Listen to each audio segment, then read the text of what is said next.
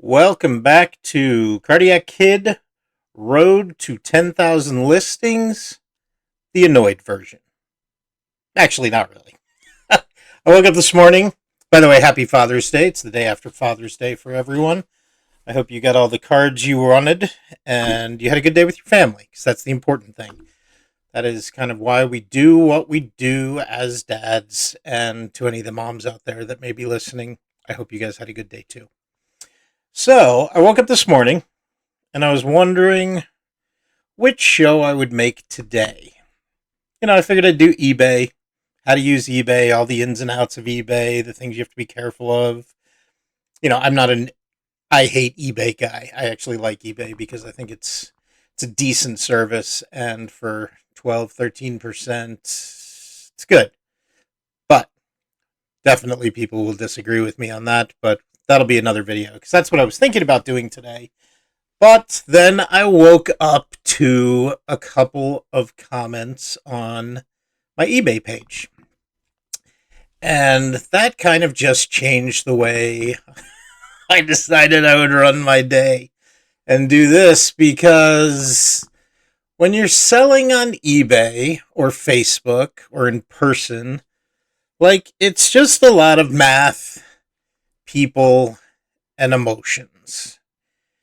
And, I will say, somebody told me a long time ago, you cannot run a business with your ego in the way, because your ego is an absolute killer, just a killer when you're in business. Because the things you want to say to people and the things you should say to people are not always the same. That does not mean you lay down and let people take advantage of you, because I am definitely a proponent of sometimes you have to fire the customer, because there are people that are just bad for your business. And after 35 years in the restaurant industry, I have definitely fired some customers because they were just not good for my business. So I got a couple of comments today. Basically, I have a lot of low-end cards, $2, $3 cards. I probably have 1,500, 2,000 listings of those, which I'm also considering, is that a good way to do things? Which I'm starting to fade to no. But that'll be another conversation for the road to 10,000 listings. So I got up. My first one was an offer, respond to this offer. I was selling a card for $2.25. And I got an offer for $1, which, immediately want to hit decline, go piss up a rope, whatever, because, I'll, without question, lose money on that deal. And, I'm not really in this to lose money.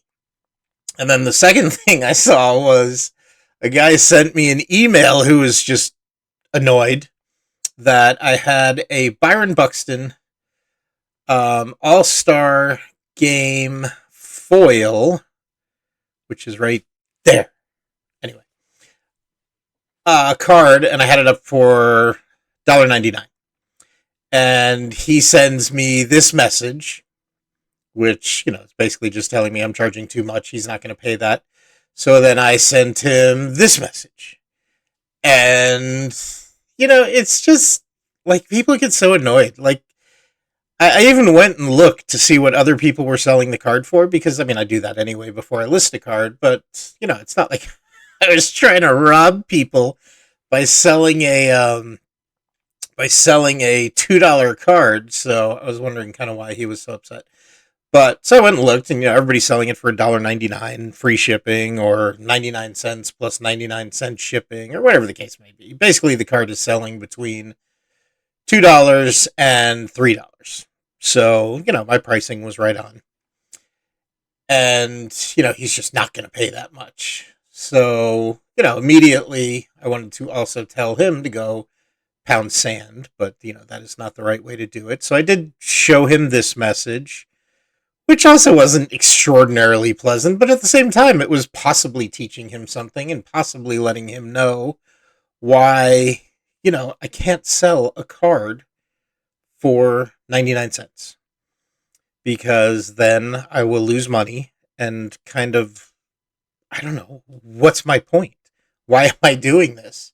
Like, am I expecting to be the chasing cardboard guy right out of the gates? No, absolutely. Would I love to be that? Absolutely, that would be great. And, not only would it be great because I can just legit make a living out of doing this, because, like I said, after 35 years in the restaurant industry, like the last thing I want to do is go walk into a restaurant and deal with customers who are screaming about everything in the world. Like, I even had this lady, it was awesome. So I'm sitting in back. I don't know why I'm talking about restaurants today, but I am. I'm sitting in back. One of my servers comes up to me and she's like, "You have to go talk to this lady out front." And I was like, "Why?" And she was like, "She's complaining and she's really annoyed." And I was like, "Well, what is she annoyed about?" And my server tells me, again, I'm in Texas. So she's like, she's complaining that the queso tastes like cheese. And I'm like, the queso tastes like cheese. And anyway, sure enough, that's what the lady was upset about. So yeah, unfortunately, her queso tasted a lot like cheese, which, I'm sure later she had a steak that tasted a lot like meat. But anyway, so overall, no, I don't want to go back to to restaurants. But what I was saying is, like, would I love to be the chasing cardboard guy? That would be awesome. Because yes, I could legit make a living doing it after my lengthy career in restaurants. But not only that, making money and making a career out of it, like, it would just be the history of what you see is incredible. Like, it's just, I mean, honestly, it's pages out of history. The things people have done, I mean, I've got a bunch of baseballs in here. Like, I've got a baseball signed by Bucky Dent, the pitcher, the catcher, and the first baseman of the moment he hit that shot over the green monster in the wild card game way back then. And I've got a ball signed by Mookie Wilson and Bill Buckner from that a little roller up first. Or no, behind the bag. Anyway, like, I've got that ball, which is pretty cool. I mean, I remember watching that live. That was insane. Game 6 of the World Series. So, I've got, I think I mentioned in one of the other videos, I've got a handwritten letter from Pee Wee Reese from the Brooklyn Dodgers, because he was a neighbor of my dad's when my dad was a little kid growing up. So I'll throw it up right there. But that's pretty cool. So, I mean, it's all these little things that are just, they're history. They're cool.